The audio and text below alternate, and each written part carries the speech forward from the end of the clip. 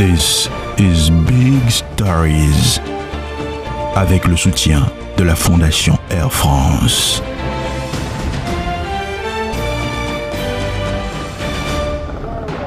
Utiliser du charbon de bois ou du bois de chauffe pour faire sa cuisine, la pratique est courante dans presque tous les ménages. Le geste paraît anodin, mais en réalité, c'est un coup dur porté chaque jour à l'environnement, surtout en milieu rural, mais aussi dans nos villes. Un souci pour la nature, un véritable problème de culture. Nature et culture, cette semaine dans Big Stories. Big Stories. Un magazine de Beyond Productions en collaboration avec ses médias partenaires. This is Big Stories.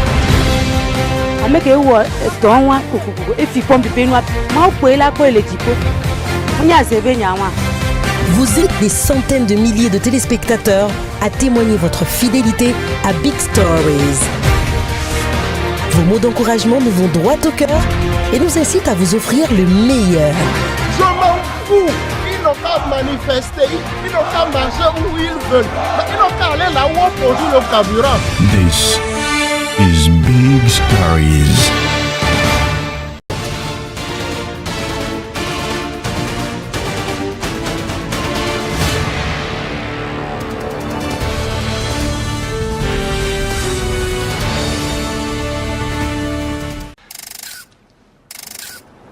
Journée très chargée pour les portefaix d'Akassimé à Lomé. C'est le 4e gros camion qu'il décharge depuis le début de la matinée. La fatigue se lit sur les visages. La route pour arriver jusqu'ici dans la capitale togolaise est longue, plusieurs kilomètres depuis l'intérieur du pays où sont produits ces sacs de charbon de bois. Un sac de charbon, c'est en moyenne 100 kg, le produit fini d'un arbre de plus de 600 kg, coupé quelque part loin dans la forêt. Combien de sacs de charbon de bois avons-nous chacun déjà consommé dans nos foyers? Ou encore, combien d'arbres avons-nous indirectement contribué à abattre? Un souci pour la nature, mais aussi un problème de culture.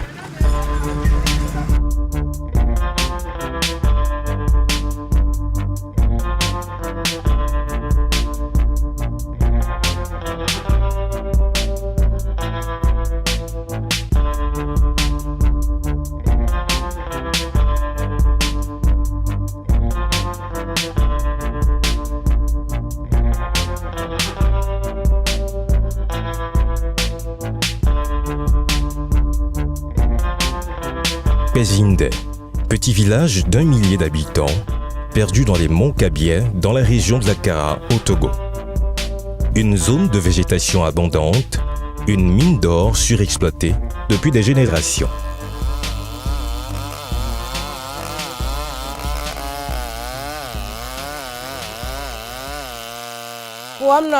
Nous avons tellement coupé d'arbres que nous ne savons plus combien exactement.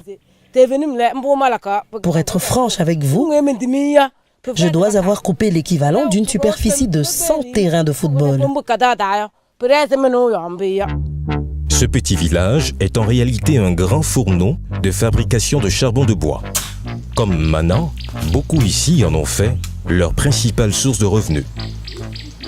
Comme il y avait beaucoup d'arbres, nous en avons coupé comme on pouvait pour fabriquer du charbon de bois. Parce qu'il n'y avait aucune autre opportunité. Et c'est la seule activité qui nous permettait de survivre. J'ai tellement fabriqué de charbon de bois que j'en devenais souvent malade à cause de la fumée. J'ai même perdu mes cils à cause de la fumée. Et comme je tombais souvent malade, j'ai commencé par avoir des soucis dans mon foyer. Un effet boomerang avec pour conséquence la dégradation de la santé de Mana, consumée à petit feu. Une santé précaire qui n'est que le reflet de son environnement, soumis à de fortes pressions humaines au fil des ans. Avant, dans mon village, tout le monde coupait du bois pour faire du charbon. Quand j'ai pris conscience, j'ai convoqué une réunion pour les faire former. Au début, ils étaient réticents. Ils pensaient que je vais les livrer aux agents des eaux et forêts.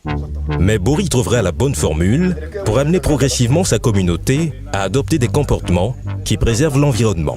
Des sketchs, des échanges, une interactivité qui accroche le mieux les populations, plus sensibles aux messages qui les interpellent, qui leur parlent.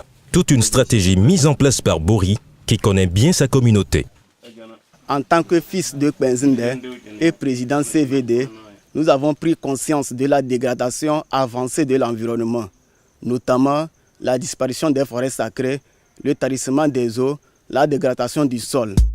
La dégradation du sol, en voilà justement une des menaces liées à l'abattage sauvage des arbres, une évidence ici à Kpezinde, très célèbre pour sa longue tradition de culture de piment. Une épice appelée kpenzo en langue locale kabye, qui va d'ailleurs léguer son nom au village. Mais depuis quelques années déjà, Kpezinde ne semble plus bien porter son nom. La production de piment a sensiblement baissé. Autrefois, cette culture rapportait sa part de gain au ménage. C'est un trésor pour Mana. Cette épice a un secret bien gardé. Pour moi, le piment a une très grande valeur. Le piment épice la vie de mon foyer et entretient bien la libido de mon mari. C'est aussi un véritable fonds de commerce pour moi. C'est ce qui me permet d'acheter mes pagnes et cela fait la fierté de mon mari. Si d'aventure notre sol ici n'arrivait plus à produire du piment, ma vie ici à Kpezinde n'aurait plus de sens. Mon foyer n'aurait plus de sens. C'est la vente de ce piment qui me permet de subvenir aux besoins de ma famille. C'est aussi ce qui me permet de soigner mes enfants.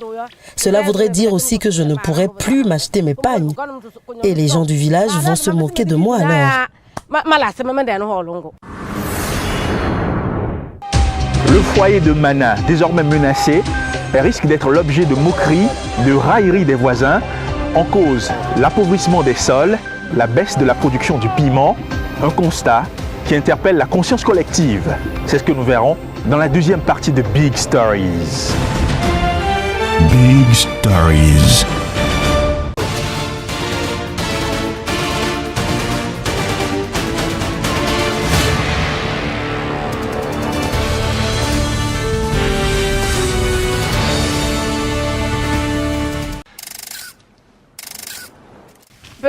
Si d'aventure notre sol ici n'arrivait plus à produire du piment, ma vie ici à Kpezinde n'aurait plus de sens. Mon foyer n'aurait plus de sens. C'est la vente de ce piment qui me permet de subvenir aux besoins de ma famille. C'est aussi ce qui me permet de soigner mes enfants. Cela voudrait dire aussi que je ne pourrais plus m'acheter mes pagnes. Et les gens du village vont se moquer de moi alors. Et pourtant, Mana devrait s'y faire. Les sols ne sont plus aussi fertiles qu'autrefois, un constat qui interpelle le village de Kpezinde. Sur la superficie de 0,25 hectares, on récoltait dans le temps 5 à 8 sacs de maïs. Aujourd'hui, il est difficile de récolter sur la même superficie 2 à 3 sacs. C'est pour ce problème que nous nous sommes engagés résolument avec le projet PERF à résoudre ce fléau pour que la communauté puisse tirer grand profit.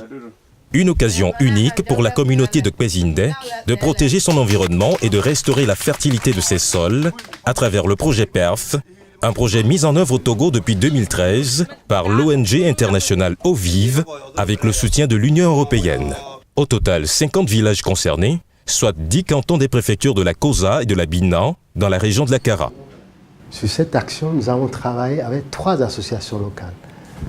PADES, KPJR et Action Jeune Togo, qui ont une assez bonne connaissance du terroir, assez bonne connaissance des communautés dans lesquelles on travaille, et également une bonne maîtrise des thématiques liées à l'environnement. Et donc nous les renforçons sur ces thématiques-là, et nous les formons également à la gestion du cycle de projet. Et comme ça, ils acquièrent des compétences, ils travaillent beaucoup plus efficacement avec les communautés. Et donc, nous sommes sûrs que si nous quittons la zone, les associations locales là demeurent toujours et peuvent toujours accompagner les communautés pour assurer la pérennité de toutes les actions que nous aurons faites sur le terrain. L'adhésion des populations est manifeste, l'implication des leaders exemplaire. Eux-mêmes sont passés à l'acte. Les leaders communautaires donnent les premiers exemples. Donc, c'est eux qui sont les premiers à s'approprier les bonnes pratiques dont ils ont servi d'exemple dans les communautés. Et aujourd'hui, partout dans les 50 villages où nous avons intervenu, les populations utilisent les bonnes pratiques de protection de l'environnement et de restauration des sols.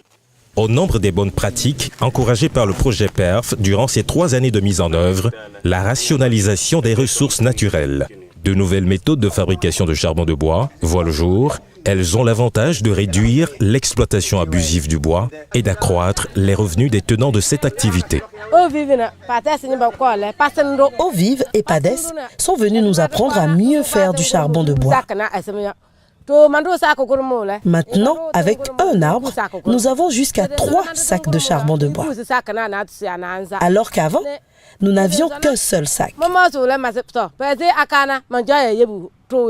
Avant, avec 100 kg de bois, on obtenait 15 kg de charbon. Mais maintenant, avec la meule rectangulaire semi-enterrée, avec les 100 kg de bois, on obtient 35 kg de charbon. Quoique devenue plus lucrative, la fabrication du charbon de bois ne séduit plus Mana. Aujourd'hui, je préfère me consacrer à mon activité de maraîchage et m'occuper de mon jardin. Cela me rapporte beaucoup plus. C'est pourquoi j'ai abandonné la fabrication de charbon de bois. Et je me porte mieux. Un choix éclairé pour Mana, qui veut préserver sa santé, mais aussi son environnement. Devenue allergique à la fumée, elle ne se voit même plus en train de cuisiner à l'ancienne. Avant, je faisais la cuisine avec le foyer traditionnel. J'utilisais un fagot de bois tous les 2 jours. Ça dégage beaucoup de fumée. J'éternue beaucoup. Les ustensiles sont toujours couverts de fumée. Tout ceci ne donnait pas d'appétit à mon mari. Mais depuis, on nous a appris à fabriquer et à utiliser des foyers améliorés. C'est beaucoup plus économique. Un fagot de bois dure jusqu'à 1 mois et depuis, on prend du plaisir à faire la cuisine. Mon mari mange bien et tout est propre.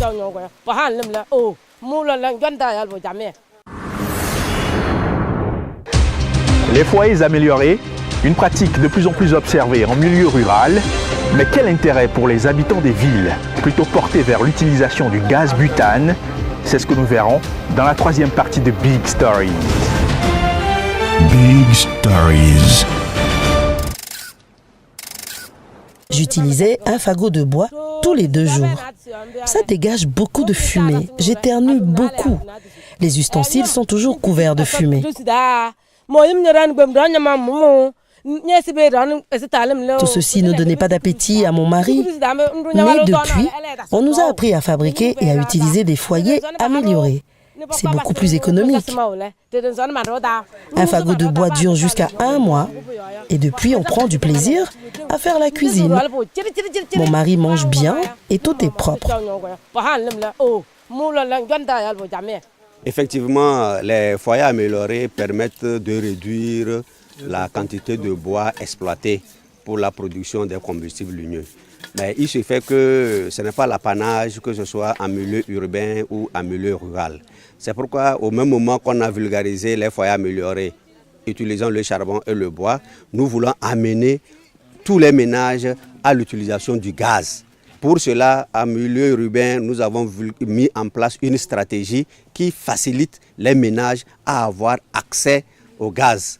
On peut, avec cette stratégie aujourd'hui, démarrer l'utilisation du gaz à 0 francs. Pour démarrer le gaz à 0 francs, nous avons mis en relation les ménages, les IMF, institutions de microfinance, et les équipementiers. Les IMF, nous les avons incités à incorporer un produit d'accès au gaz dans leur gamme de produits et les équipementiers ont consenti des rabais sur les équipements. Donc pour avoir le gaz, il suffit que le ménage qui a un compte auprès d'une microfinance fasse une demande.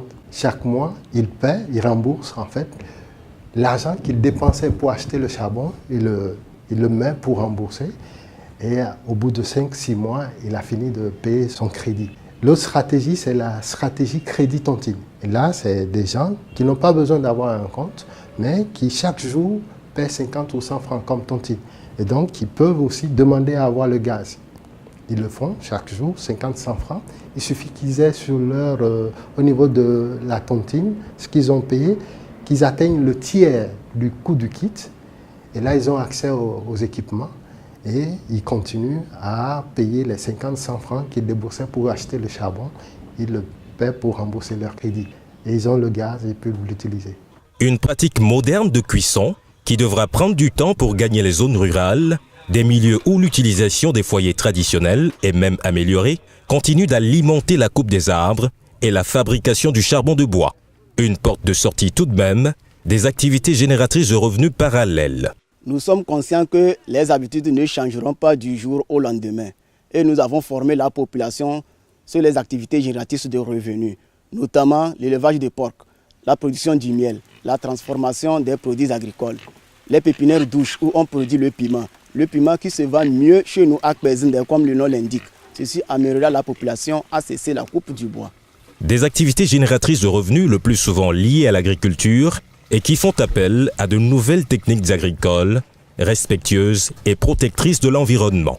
Une aubaine pour Manan, qui retrouve de l'entrain pour sa culture du piment. Pour relancer la culture du piment, nous avons érigé des diguettes avec des cailloux afin de limiter l'érosion du sol. Nous avons aussi fabriqué du compost à partir de nos ordures ménagères dégradables et des débris de champs. Cela permet d'enrichir le sol et lui redonne sa fertilité. Le piment pousse plus rapidement. La productivité augmente.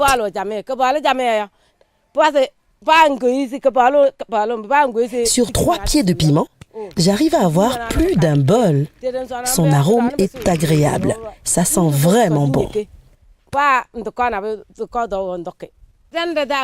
Avec nos responsables locaux, nous avons fait aussi des pépinières. Une partie a servi au reboisement. Nous avions en effet détruit beaucoup d'arbres. L'autre partie des pépinières a servi à faire des vergers d'anacardiers. Nous espérons en récolter les fruits dans 3 ans et les vendre. Cela va nous permettre de faire un forage pour avoir de l'eau potable et construire un dispensaire. Nous comptons aussi construire un bâtiment scolaire pour que nos enfants étudient dans de bonnes conditions. Et aujourd'hui, nous avons conscience qu'il faut préserver nos ressources naturelles. Des ressources naturelles qui déterminent désormais la réalisation des plans de développement de Kpezinde, comme ceux des 50 villages bénéficiaires du projet PERF dans la région de la Kara. Une façon de faire la paix avec la nature pour mieux jouir de ses fruits.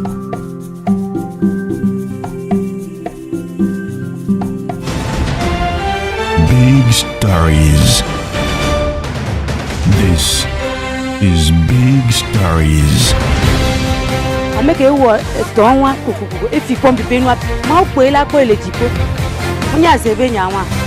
Vous êtes des centaines de milliers de téléspectateurs à témoigner votre fidélité à Big Stories. Vos mots d'encouragement nous vont droit au cœur et nous incitent à vous offrir le meilleur. Je m'en fous.